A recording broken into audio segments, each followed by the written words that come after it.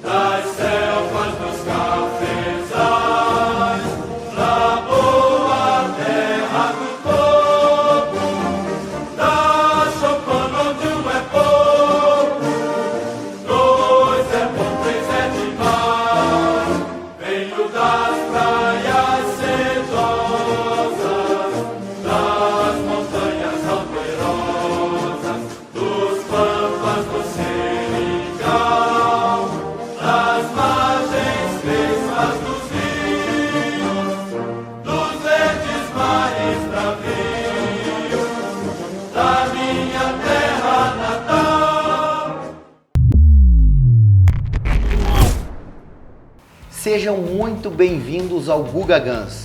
E como prometemos, continuamos a nossa singela homenagem aos febianos. Hoje estamos aqui na Casa do Expedicionário. Nosso anfitrião é o querido Aramis, vice-presidente da Legião Paranaense, da Casa do Expedicionário ou do Expedicionário? Do Expedicionário. Do Expedicionário. Isso.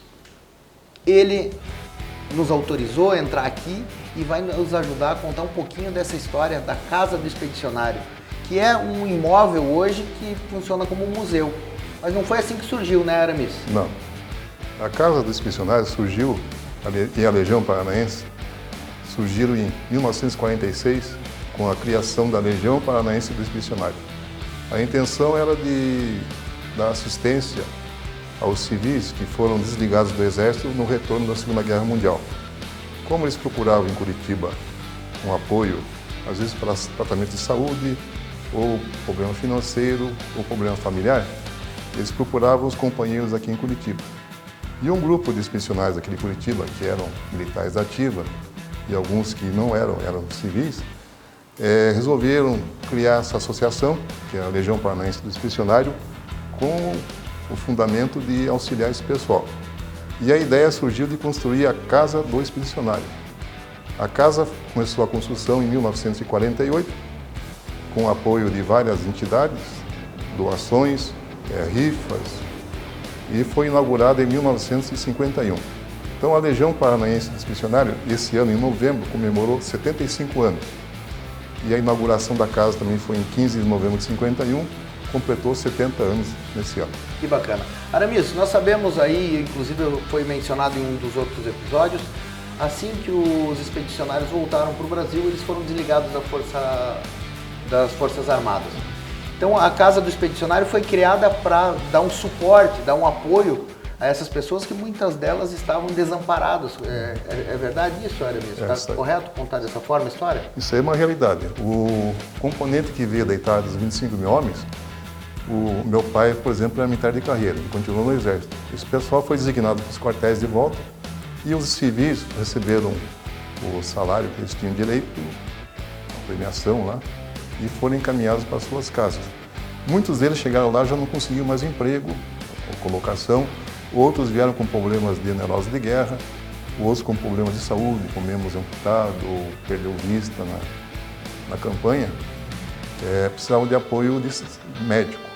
Então esse pessoal tinha dificuldade no interior e o Paraná mandou 1.564 homens e Santa Catarina 960. Esse pessoal de Santa Catarina do Paraná vinha a Curitiba. E eles formaram a associação, que chegou a ter 2.700 sócios. Que bacana. Então, daí, perto da década de 80, houve aí o reconhecimento por parte do Estado, né, do trabalho prestado por esses civis aí, expedicionários que serviram à guerra, e acabaram a receber, vou ser integrado na folha de pagamento aí da União. A partir daí, a Casa do Expedicionário começou a mudar a característica, é isso? Aí que começou a vir esse viés cultural e de exposição, Aramis? No final dos anos 70, foi posta uma lei que cada expedicionário receberia, civil, ele recebia uma pensão de segundo tenente. Então isso amenizou a situação deles e dos familiares deles também que tinham algum problema. Então eles começaram a receber esse salário e deixou de existir aquela função social aqui da Legião e da Casa do Expedicionário. E tinha uns abnegados aqui que já tinham um pequeno museu, que chamava-se Max Wolff, Sargento Max Wolff. E com esse material, e mais um material que eles foram conseguindo, inclusive um sargento que era o Rubens Kurovski, um abnegado que foi o fundador, o criador do museu, ele começou a mandar carta para as embaixadas que eram aliadas e começou a conseguir material para compor o museu. E o museu foi inaugurado em dezembro de 1980. Em 80, então, coincide mais ou menos a data com isso. E hoje nós estamos aqui, quem está gerindo, como está sendo aí a gestão do museu atualmente, Aramis? O museu hoje ele continua sendo propriedade, o prédio, por enquanto, propriedade da Legião Paranaense do Expedicionário, uma parceria com o Exército. Existe uma tratativa que começou em 2015 de passar o imóvel e o acervo para o Exército. Está na fase final em Brasília, no Patrimônio da União, para ser consumada essa passagem para o Exército. A partir do momento que passar para o Exército, que em 2017 entrou com uma equipe aqui, existe um coronel da reserva que está como diretor do museu e uma equipe que está nos auxiliando aqui. E no final agora do ano que vem deve passar totalmente para o Exército, mas a Legião Paranaense continua ainda aqui dentro da Casa do Expedicionário, mantendo a tradição nossa.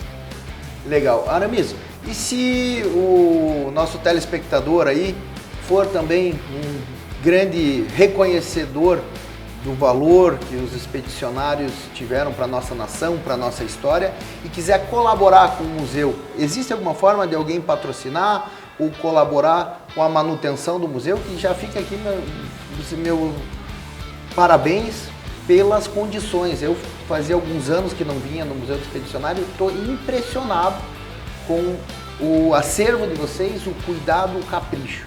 Então eu gostaria de, se fosse possível, deixar registrado se a pessoa tiver interesse em colaborar com vocês. Toda colaboração que vier é importante para a gente aqui. Nós temos alguns patrocinadores já que são efetivos aqui, que colaboram, todo ano, que nem a Itaipu e outros órgãos de Justiça Federal. Mas toda a colaboração que vier e patrocínio será bem-vinda, porque a despesa do museu nós não cobramos ingresso, então é gratuito. Então a despesa é enorme para manter essa casa aqui e o acervo. Bacana. Aramis, muitíssimo obrigado por abrir as portas deste museu. Muito obrigado por nos permitir. E agora vamos dar uma volta por aí e levar o nosso telespectador para conhecer. Mas temos um guia especial. Será que o coronel nos explica um pouquinho sobre isso? Com certeza, o coronel Zendim vai ser o teu guia hoje, especial. Bacana. Pessoal, vamos passear pelo museu.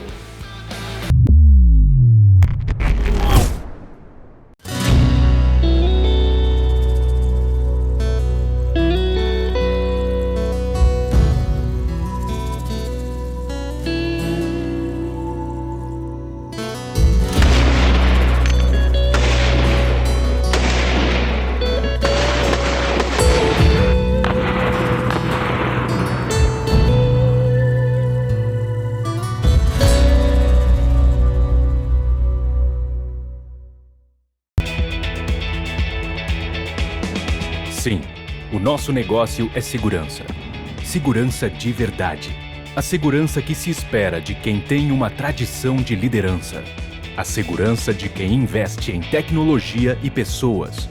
A segurança de quem conquistou o mundo sem esquecer das suas raízes. A segurança de ser uma multinacional brasileira que leva nossa bandeira e nossas cores para mais de 100 países. De quem tem mais de 24 milhões de armas produzidas pelo mundo. Que move mais de 3.700 colaboradores a fazerem o seu melhor todos os dias. A segurança de quem pode dizer que é a marca mais importada pelos americanos. A segurança de ser líder e saber o que isso significa na vida das pessoas. A segurança de quem é reconhecido por sua tecnologia e compromisso com a excelência. A segurança de quem sabe o que conquistou, de quem lembra o trabalho que deu para chegar até aqui. A segurança de quem tem mais de 80 anos de tradição e que vai enfrentar um futuro feito de desafios. Por isso, é com toda a segurança que podemos dizer: somos tradição, somos inovação, somos Taurus. Aqui você encontra red dots e lunetas, acessórios para suas armas, com toda a garantia e confiança que você merece. Base Charlie, a sua melhor escolha.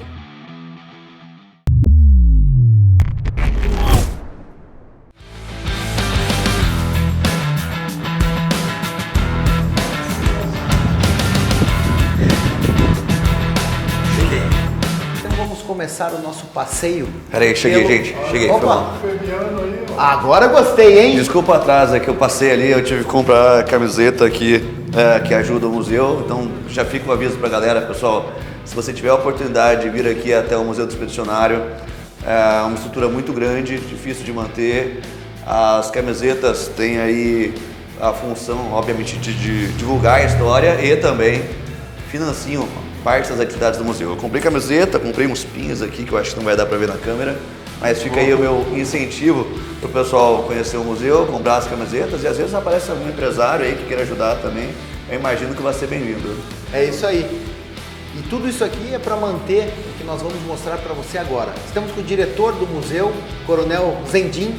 Ele vai ser o nosso guia nesse passeio. Iremos começar aqui pelo mapa que mostra qual foi o trajeto e o roteiro percorrido pela FEB. Coronel Zendim, seja muito bem-vindo ao nosso programa e nos dê a honra de apresentar essa linda história do nosso soldado brasileiro. Bom dia a todos, é um prazer estar com vocês aqui nesta manhã e deixá-los conhecer um pouco da nossa história, né? E a participação do Brasil na Segunda Guerra foi algo bastante marcante para o nosso país, para o nosso Exército, para a nossa Marinha, para a nossa Força Aérea. Nós temos aqui um prospecto, né, do que foi a participação da Força Expedicionária Brasileira nos campos da Itália. Então, nosso pessoal desembarcava ali um pouco mais ao sul, em Nápoles. Em seguida, eles chegavam até essa região de Livorno aqui, ou em barcaças ou com viaturas, né, caminhões, e daqui iniciaram-se os combates em direção a Bolonha, tá? É interessante nós percebermos que nesse mapa desenhado na parede, nós podemos observar os Montes Apeninos, que é uma cadeia de montanhas bastante altas, né, que oferece um obstáculo natural para as tropas que estavam atacando de sul para norte. Podem notar que Monte Castelo, que foi um dos combates mais sangrentos nessa região aqui da Itália, ele realmente fechava uma importante passagem que subia até Bolonha.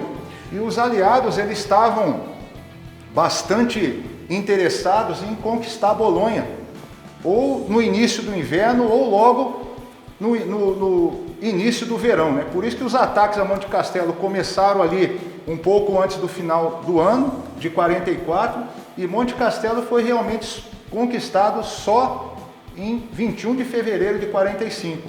E com a conquista de Monte Castelo, as tropas brasileiras conseguiram logo em seguida conquistar também Montese e, por último aqui, fazer o cerco a uma divisão alemã que se encontrava ali em Fornovo, tá?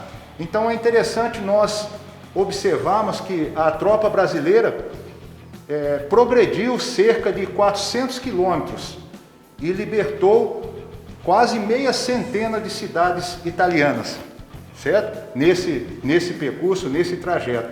Até hoje é comum, quando um brasileiro visita essa área, ser muito bem recebido por familiares, filhos, netos daqueles que viviam nessa área naquele tempo. Porque muitas vezes é muito bonito nós observarmos o italiano daquela época falar, né, que os brasileiros não davam comida para os italianos, eles dividiam a sua comida com os italianos. Por isso que nessa área os brasileiros são muito bem lembrados, são lembrados de uma forma muito carinhosa e pela gratidão que eles têm com o nosso povo. Tá? Coronel, nós costumamos falar que a participação do brasileiro na guerra ela foi muito bem sucedida. Justamente por isso, foram percorridos aqui e evoluídos 400 quilômetros aproximadamente, com 25 mil homens brasileiros. Nesse percurso foram feitos mais de 20 mil prisioneiros de guerra, né, certo. Coronel?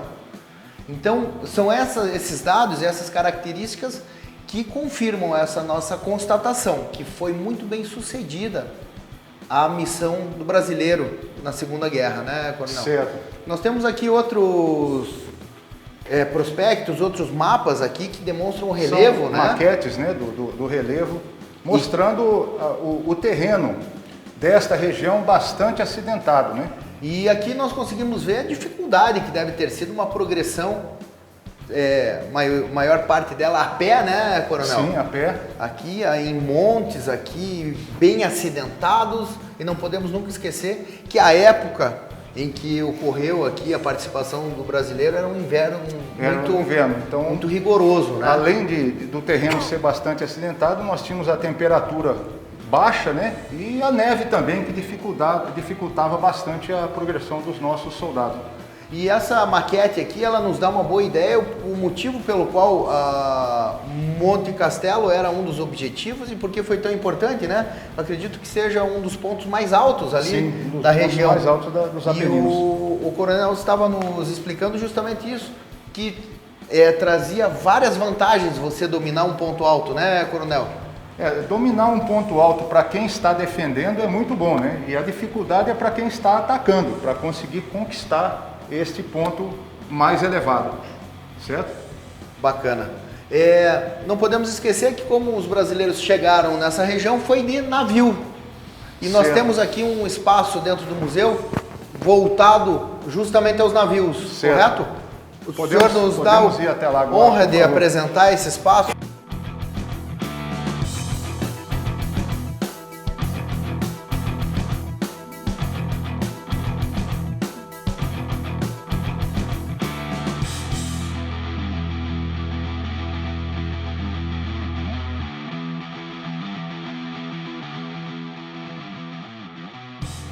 Bom, esta sala aqui, ela fala um pouco da participação da nossa Marinha de Guerra na Segunda Guerra Mundial, tá?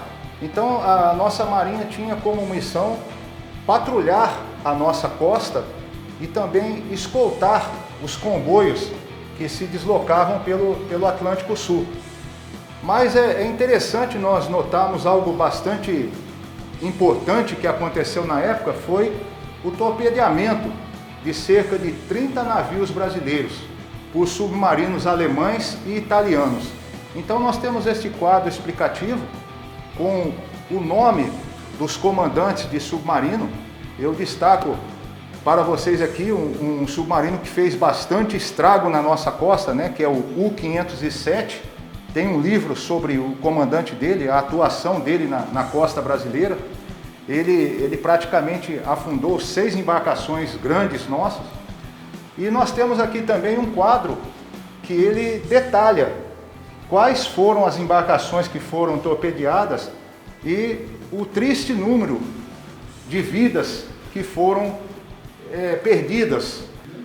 É importante falar, né, coronel? Acho que é pertinente a gente lembrar que essas embarcações eram embarcações mercantes, né? Não eram embarcações militares, que gerou realmente essa comoção que fez com que o Brasil de fato entrasse na guerra, né?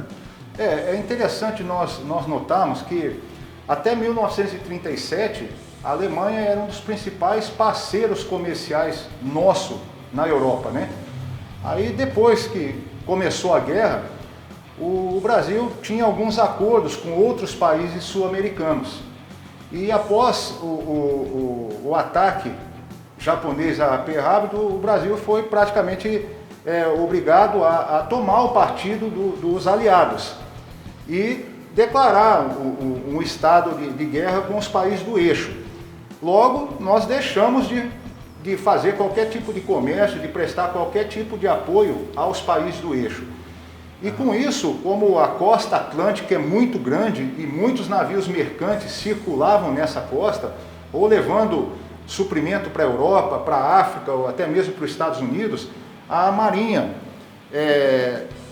alemã, por meio de cerca de 7 submarinos, começaram a atuar aqui na nossa costa. Coronel, desculpe te interromper, mas esse foi o grande estopim para o Brasil realmente entrar na guerra e mandar aí a Força Expedicionária atuar efetivamente. Mas há quem diga que esses ataques não foram praticados pelos alemães.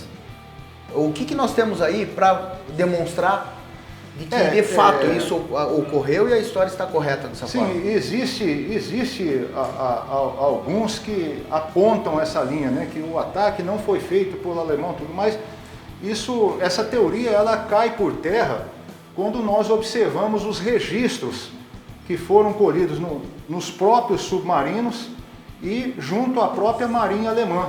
E também os dados dos navios nossos que foram afundados. Quando você confronta esses dados, você vê realmente que os submarinos estavam aqui, que afundaram nossos navios. Então teve um submarino alemão, por exemplo, que foi afundado pelo tenente Alberto Torres, na nossa costa. Então realmente eles estavam presentes em toda a costa do Atlântico Sul. E também no Atlântico Norte, né? Eles, a partir de 41, 42, eles fizeram uma intensificação dessa patrulha de submarinos no Atlântico, justamente para impedir o comércio com a Europa, principalmente os ingleses, né? Que estavam resistindo ainda contra os alemães. Então, a parte de cada sala, achei interessante também que tem a cópia, né, da Carta de Declaração de Guerra. Sim. Que o ministro Oswaldo Aranha fala explicitamente isso, né, a justificação para que o Brasil entrasse na guerra. Assim como o Pearl Harbor causou uma comoção para o povo americano, que também não queria entrar na guerra, não queria mandar seus homens para a Europa para combater numa guerra em outro continente, o afundamento dos nossos navios e a perda aí de quase 1.000 vidas e cerca de 30 embarcações causaram uma comoção nacional e também, vamos dizer assim, incentivou o nosso governo a declarar realmente um estado de declarar guerra aos países do eixo e a enviar tropas, né? Nós enviamos uma divisão de infantaria expedicionária com cerca de 25 mil homens para combater na Europa. Tá? Interessantíssimo. Então nós falamos aqui sobre uma pequena parte dos navios, falamos já sobre a progressão e evolução. Nos mapas, né, nós tivemos. E eu sei que aqui no museu tem um setor destinado às mulheres. Certo. Podemos visitar lá? Vamos. Mas antes disso, curta os nossos comerciais.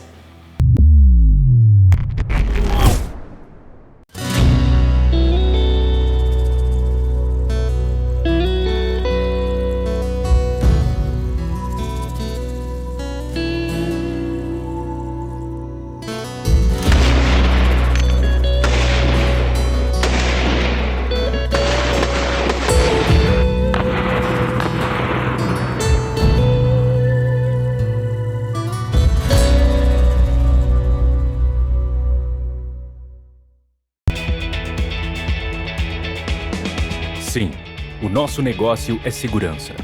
Segurança de verdade.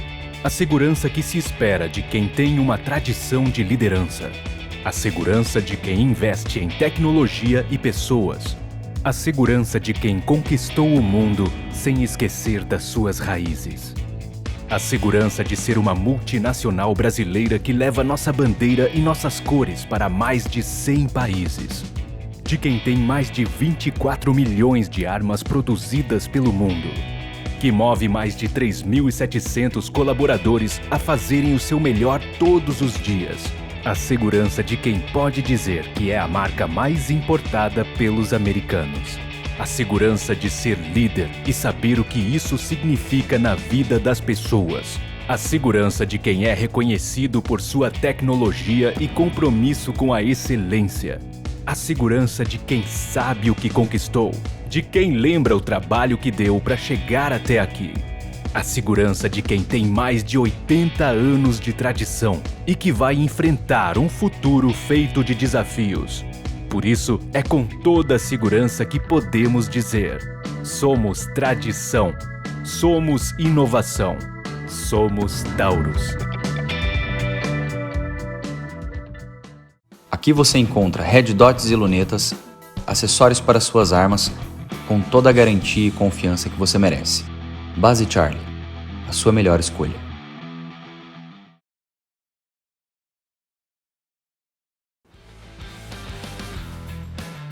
Como não poderia ser diferente, na FEB também as mulheres fizeram muita diferença.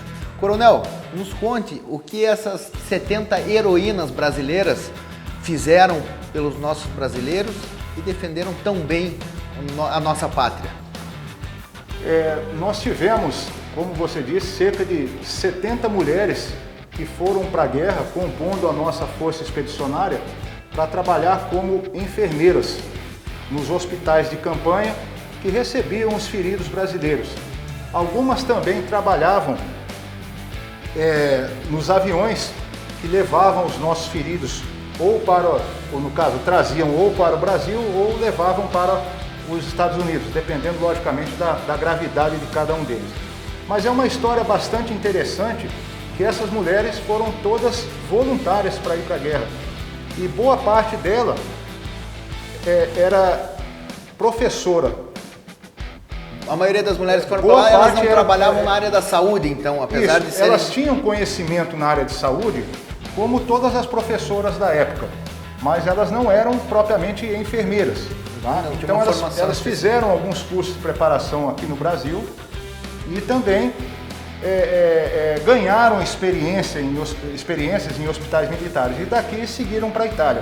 Então o papel dessas mulheres como enfermeiras nos hospitais americanos para tratar mais diretamente dos feridos brasileiros era algo bastante importante para o pessoal da nossa tropa que chegava no hospital para receber essa assistência. Então, nós tínhamos nos hospitais americanos o corpo médico brasileiro também, que eram médicos, também enfermeiros, homens e tal, mas realmente a mulher fez a diferença, porque imaginemos, hoje muitas vezes nós não conseguimos ter essa visualização, mas imagina uma mulher na década de 40 sair aqui do Brasil para participar de uma guerra, para mobiliar um hospital na Itália. Então esse papel foi bastante importante, principalmente para o tratamento dos nossos feridos, aquela conversa, aquela moral que elas pregavam ali, para levantar o moral da tropa. A pessoa ali numa cama vê uma enfermeira da mesma nacionalidade sua. Falando a mesma língua. Falando a mesma língua. Então, sem dúvida isso teve uma importância imensurável. E dentre todas essas mulheres, existe aqui no museu um espaço destinado à memória de uma delas que tem uma história muito interessante, né? Tem como o senhor nos apresentar a história dessa enfermeira? Nós sabemos que ela tem uma história, inclusive, de romance muito interessante aí, dentro de toda essa tragédia que foi a Segunda Guerra Mundial. Nós temos a história de uma das mais antigas, né? Uma das que viveu mais, né? A senhora Elza Cansanção, que ela teve uma paixão por um oficial americano, que foi o único caso de amor na vida dela, né? No final ele faleceu durante a guerra, né? Por motivos da guerra também, e ela nunca mais se casou, né? Uma história bastante interessante. E cabe destacar também, não poderíamos deixar de falar nisso, dentre essas mulheres, 8 eram paranaenses. Tá? Nós tivemos a felicidade de termos 8 mulheres aqui do nosso estado do Paraná. Perfeito, então. Já fizemos aqui, contamos um pequeno trecho sobre a linda participação das mulheres. Agora vamos falar sobre as armas. Vamos. Próximo. Tive uma ideia. Não tem um pneu interessante aí, coronel? Você me conta a história do pneu? Vamos para lá. Não perca no próximo programa.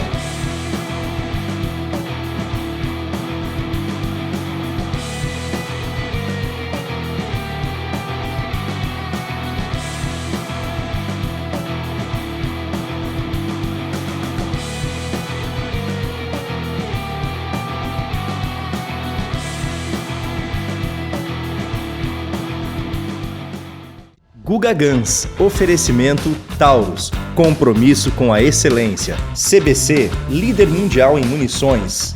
T4 Acessórios, tudo para o seu fuzil. Base Charlie, sua satisfação e garantia em primeiro lugar. EDSC Cofres, itens para a segurança do seu armamento.